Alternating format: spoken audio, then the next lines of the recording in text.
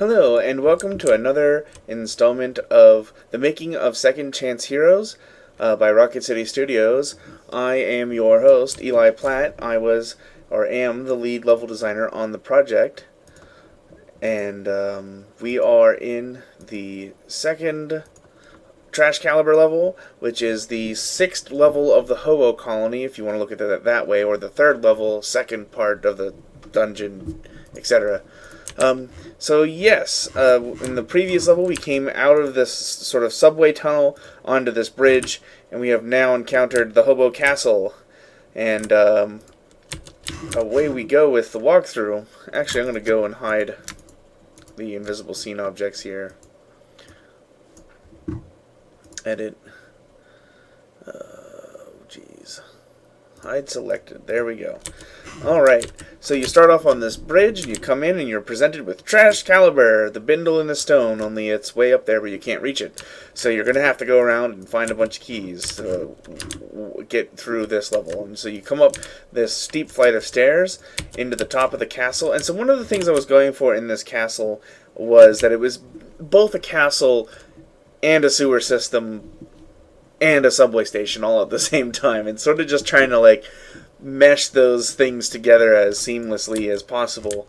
So you've got like these little like rounded arches with slime in them and sewer grates, and so like this whole side is kind of like sewer based, and you've got slime down here, and there was a waterfall. I think it's been taken out at this point, coming down there of slime. And then you get over here and you sort of got these subway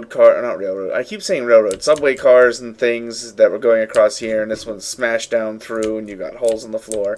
And so now you're getting a look at this like sort of subway part of it, and you come down, and there's a TNT blaster here where you get the first level of Trashcalibur down. And you come around and you head down here. And so at this point in the Hobo Colony, we've pretty much gone full swing on the fantasy elements. You're basically traversing a subterranean castle. You come out here, and this side is quite a bit more destroyed. And it doesn't come across as well without the lighting, but here you can see all of these sort of layers, and they're all smashed in to each other. And with that pan there, hopefully it's smooth enough, you can sort of see those layers moving against each other. Nonetheless, you come up these stairs. The foreground's all smashed away so that you can see what you're doing, and it kind of gives you this neat little foreground parallax going on as you head up here. And you can blow up some TNT to get further. The floor is like totally smashed out. And this part just progressively gets more destroyed as you head up in these elevation changes. You get to the top here, and there's like flames coming out of this pit, and you eventually blow up this barricade and head on down. And now here, you're really at the top of this destroyed, where it's destroyed on both sides. You're just on this narrow strip coming across here. Of course, you never get this camera angle. That would be something really neat I would have liked to have done.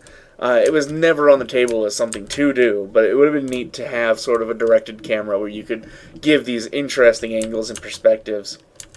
But having to work with the visual space that we were given, this is what we ended up with, which I think is pretty good looking. You've got all this parallax in the foreground with all this smashed floor. You've got all this sort of parallax, or rather background, and then also the same thing going on in the foreground on this roof-like area until you come to the big staircase, and you descend basically straight back down to the base level, and you finally get in.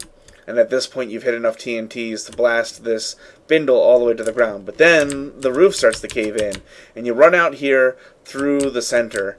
You might have heard me say in an earlier video that you can't actually walk over a place you've already been before. So this level is designed with that in mind, in that you come up on this half and you weasel your way through it, and then back through the center room and up on this half and weasel your way through it. And so when you go through this middle part, you're going between the sections, but because, not only because it takes a long time to get through both sides, but because of like these little faux bridges and things that have been busted off, it really feels like you've been all around this area in the middle, and that you're cutting straight through the middle of the level. And in a sense you are, but you're not cutting through a space you necessarily walked over, but you walked above it on several occasions. So you head on up out of these elevation changes, out through this narrow corridor, dodging rocks the whole time, and you get into this natural cave. So you've escaped the castle into the quote-unquote woods, into the mushroom cave, and you're headed on up And you're sort of also headed in the direction of these not mine carts, these subway cars, which is important in the next level. So you come on through this cave, all the way up to the doors, and there you are in the safe room, headed out into that natural cave there.